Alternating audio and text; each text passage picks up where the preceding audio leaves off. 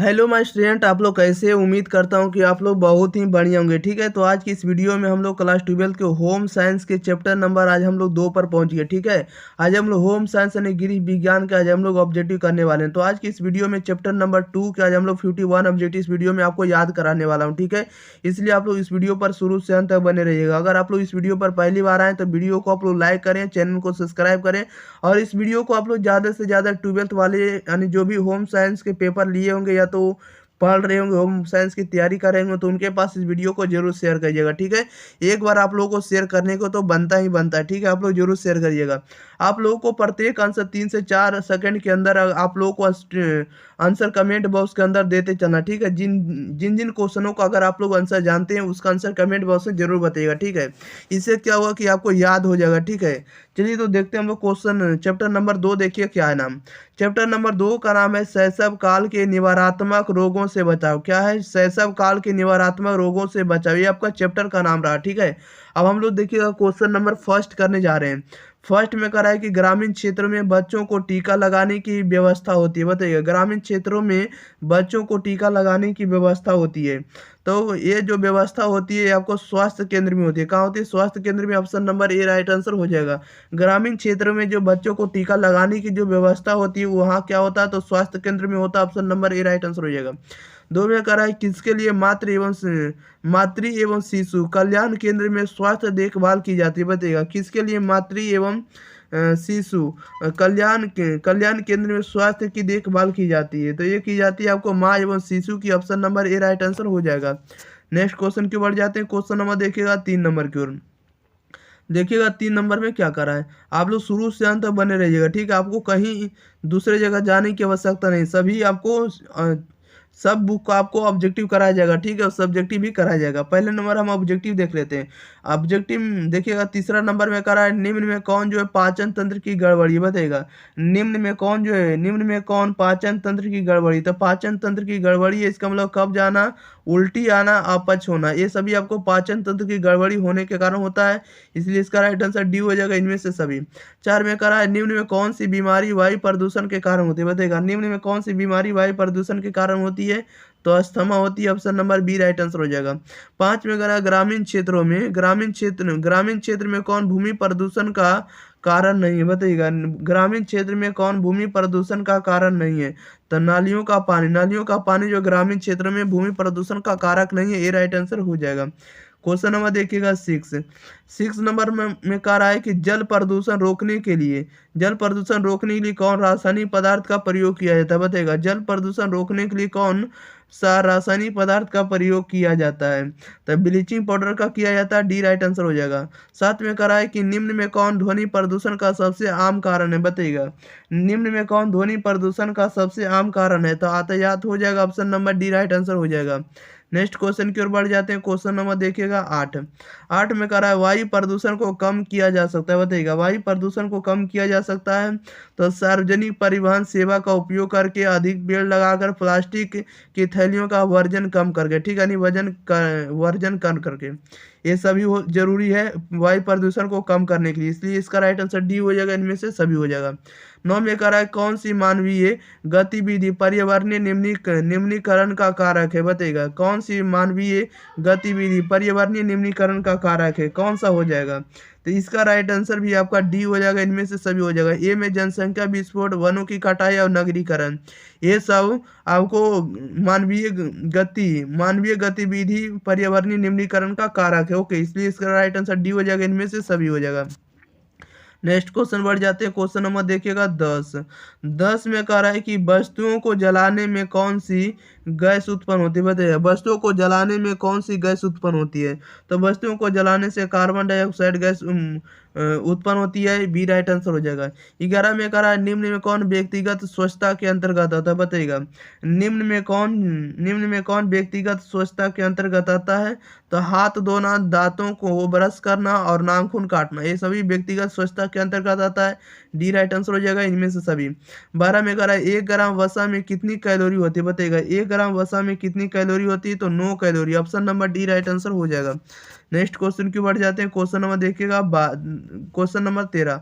12 में हम लोग देख लिए। ठीक है, 13 नंबर में कह रहा है कि एड्स कैसे फैलता है, बताइएगा एड्स कैसे फैलता है, तो एड्स फैलता है संक्रमित सुइयों से, सी राइट आंसर हो जाएगा। 14 में कह रहा है निम्न में कौन पहले कुछ दिनों के दौरान बच्चे की देखभाल के अंतर्गत आता है, बताइएगा निम्न में से कौन पहले कुछ दिनों के दौरान बच्चे की देखभाल के अंतर्गत आता है, कौन सा आएगा, तो बच्चे की देखभाल के अंतर्गत आता है बच्चे को गर्म रखना, गर्भधारण की देखभाल करना और माँ के दूध के अलावा कुछ नहीं देना, ये सभी आपको क्या है, तब पहले कुछ दिनों में इसका देखभाल करना चाहिए, ठीक है। Option number D right answer हो जाएगा, इनमें से सभी लक्षण होना चाहिए। नेक्स्ट क्वेश्चन की बढ़ते हैं, क्वेश्चन नंबर 15 नंबर में कह रहा है क्षय रोग से बचने के लिए कौन सा टीका लगाया जाता है, बताइएगा क्षय रोग से बचने के लिए कौन सा टीका लगाया जाता है, तो BCG का टीका लगाया जाता है, option number C right answer हो जाएगा। 16 में कह रहा है निम्न में से कौन सा तत्व विकास को प्रभावित नहीं कर सकता, बताइएगा निम्न में कौन सा तत्व विकास को प्रभावित नहीं करता है, तो विकास को प्रभावित नहीं करता धन, option number D right answer हो जाएगा।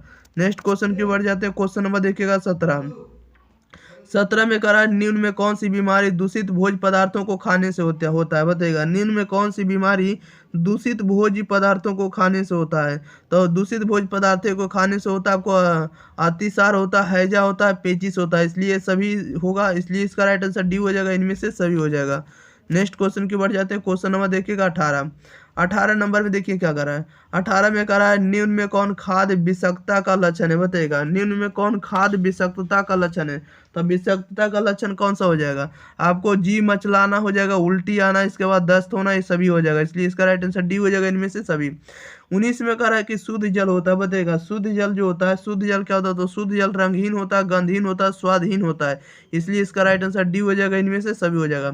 20 में कह रहा है अंतःस्रावी प्रणाली से संबंधित आजकल का सबसे आम रोग क्या है, बताइएगा अंतःस्रावी प्रणाली से संबंधित आजकल का सबसे आम रोग क्या है, तो सबसे आम रोग क्या होने वाला है, तो मधुमेह है, option number A right answer हो जाएगा। नेक्स्ट क्वेश्चन की बढ़ जाते हैं, क्वेश्चन नंबर देखिएगा 21 नंबर में कह रहा है कि निम्न में से कौन ध्वनि प्रदूषण का सामान्य स्रोत है, बताइएगा निम्न में से कौन ध्वनि प्रदूषण का सामान्य स्रोत है, तो यातायात, सड़क यातायात, option number C right answer हो जाएगा। 22 में कह रहा है कि घरेलू वायु प्रदूषण का क्या कारण है, बताइए घरेलू वायु प्रदूषण का क्या कारण है, तो घरेलू वायु प्रदूषण का क्या कारक है, तो खाना पकाने के लिए प्रयुक्त ईंधन का प्रयोग करना, मच्छर मारक, इसके बाद तंबाकू, धूम्रपान, ठीक है, ये सभी आपको घरेलू वायु प्रदूषण है, इसलिए इसका राइट आंसर डी हो जाएगा, इनमें से सभी हो जाएगा। नेक्स्ट क्वेश्चन की ओर जाते हैं, क्वेश्चन नंबर देखिएगा 23 नंबर में कह रहा है कि दूषित जल पीने से कौन सा रोग होता है, बताइएगा दूषित जल पीने से कौन सा रोग होता है, तब पीलिया होता है, option number A right answer हो जाएगा। 24 में कह रहा है प्लास्टिक द्वारा मुख्यतः किस प्रकार का प्रदूषण होता है, बताइएगा कह रहा है कि प्लास्टिक द्वारा मुख्यतः किस प्रकार का प्रदूषण होता है, तो दो भूमि प्रदूषण, ए राइट आंसर हो जाएगा। नेक्स्ट क्वेश्चन की बढ़ जाते हैं, क्वेश्चन नंबर देखिएगा 25 में कह रहा है कि जल प्रदूषण के कारणों के लिए मुख्य रूप से निम्नलिखित में कौन जिम्मेदार है, बताइएगा जल प्रदूषण के कारणों के लिए मुख्य रूप से निम्नलिखित में से कौन जिम्मेदार होता है, तो कौन जिम्मेदार होता है, तो आपको तेल रिफाइनरी होता है और कागज कारखाना दोनों होता है, इसलिए इसका राइट आंसर डी हो जाएगा, बी और सी दोनों। 26 में कह रहा है कि कुकुर खांसी से बचाव के लिए कौन सा टीका लगाया जाता है, बताइएगा कुकुर खांसी से बचाव के लिए कौन सा टीका लगाया जाता है, तो DTP लगाया जाता है, ओके DTP टीका लगाया जाता है, ऑप्शन नंबर इसका बी राइट आंसर हो जाएगा। क्वेश्चन नंबर देखिएगा 27 नंबर में कह रहा है कि क्षय रोग फैलने का माध्यम है, बताइएगा क्षय रोग फैलने का माध्यम है, तो क्षय रोग फैलने का माध्यम होता है दूषित वायु से, option number A right answer हो जाएगा। 28 में कह रहा है किसके द्वारा शरीर की सूक्ष्म इकाई की रचना होती है, बताइएगा किसके द्वारा शरीर की सूक्ष्म इकाई की रचना होती है, तो सूक्ष्म इकाई की रचना होती है प्रोटीन, बी राइट आंसर हो जाएगा। नेक्स्ट क्वेश्चन की बढ़ जाते हैं, क्वेश्चन नंबर देखिएगा 29 में कह रहा है निम्न में कौन विशिष्ट बालकों का प्रकार नहीं, बताइएगा निम्न में कौन विशिष्ट बालकों का प्रकार है, तो विशिष्ट बालकों का प्रकार नहीं है, तो आर्थिक अक्षमता, ये राइट आंसर हो जाएगा। 30 में कह रहा है कौन सा रोग वायु द्वारा नहीं फैलता, बताइएगा कौन सा रोग जो है वायु द्वारा नहीं फैलता है, तो वायु द्वारा नहीं फैलता है, जो option number B right answer हो जाएगा। 31 में कह रहा है कि संवेदात्मक विकास कितने प्रकार के होते हैं, बताइएगा संवेदात्मक विकास जो होता है कितने प्रकार के होते हैं, तो संवेदात्मक विकास 2 प्रकार के होते हैं, बी राइट आंसर हो जाएगा। नेक्स्ट क्वेश्चन की बढ़ जाते हैं, क्वेश्चन नंबर देखिएगा 32 में कह रहा है कि खसरे का टीका कब लगाया जाता है, बताइएगा खसरे का टीका कब लगाया लगाया जाता है आप लोग बताइएगा। तो खसरे का टीका लगाया जाता है 9 महीना पर, option number B right answer हो जाएगा। 33 में कह रहा है कि DTP का पहला टीका कब लगता है बताइएगा। DTP का पहला टीका कब लगता है, तो 1 मास पर लगता है, नहीं 1 महीना पर, option number D right answer हो जाएगा। नेक्स्ट क्वेश्चन की बढ़ जाते हैं, क्वेश्चन नंबर 34। 34 नंबर में कह रहा है कि MMR टीके से किन किन रोगों का बचाव होता है बताइएगा। MMR टीके से किन किन रोगों का बचाव होता है, इसका राइट आंसर बताइएगा क्या हो जाएगा। MMR टीके से किन किन रोगों का बचाव होता है, तो इनसे आपको खसरा से बचाव होता है, गलसुआ से बचाव होगा और रुबैला से होगा। इस सभी से हो सकता है, ऑप्शन नंबर इसका डी राइट आंसर हो जाएगा, इनमें से सभी से। 35 में कह रहा है कूड़ेदान में किसका छिड़काव करना चाहिए बताइएगा। कूड़ेदान में किसका छिड़काव करना चाहिए, तो DTP का करना चाहिए, option number C right answer हो जाएगा। 36 में कह रहा है मानसिक न्यूनता कितने प्रकार के होते हैं बताइएगा। मानसिक न्यूनता कितने प्रकार के होते हैं, तो 3 प्रकार के होते हैं, सी राइट आंसर हो जाएगा। नेक्स्ट क्वेश्चन की बढ़ जाते हैं, क्वेश्चन नंबर देखिएगा 37। 37 में कह रहा है संक्रामक रोग से तात्पर्य बताइएगा। संक्रामक रोग से क्या तात्पर्य होता है, तो संक्रामक रोग से तात्पर्य होता है एक व्यक्ति से दूसरे व्यक्ति को लगना, option number C right answer हो जाएगा। 38 में कह रहा है विटामिन सी की कमी से कौन सी बीमारी होती है बताइएगा। विटामिन सी की कमी से कौन सी बीमारी होती है, तो स्कर्वी होता है, ऑप्शन नंबर इसका बी राइट आंसर हो जाएगा। स्कर्वी बीमारी होता है, कौन सा होता है, स्कर्वी होता है विटामिन सी के। नेक्स्ट क्वेश्चन की ओर बढ़ जाते हैं, क्वेश्चन नंबर देखिएगा 39। 39 में कह रहा है कि ऊर्जा प्राप्ति का मुख्य स्रोत है बताइएगा। ऊर्जा प्राप्ति का मुख्य स्रोत क्या है, तो ऊर्जा प्राप्ति का मुख्य स्रोत जो होता है आपको कार्बोहाइड्रेट होता है, option number B right answer हो जाएगा। 40 में कह रहा है कि पेचिश से पीड़ित बच्चों को दिया जाना चाहिए बताइएगा। पेचिश से पीड़ित बच्चों को दिया जाना चाहिए, तो नमक एवं चीनी युक्त घोल देना चाहिए, option number D right answer हो जाएगा। नमक एवं चीनी युक्त घोल देना चाहिए। नेक्स्ट क्वेश्चन की बढ़ जाते हैं, क्वेश्चन नंबर देखिएगा 41।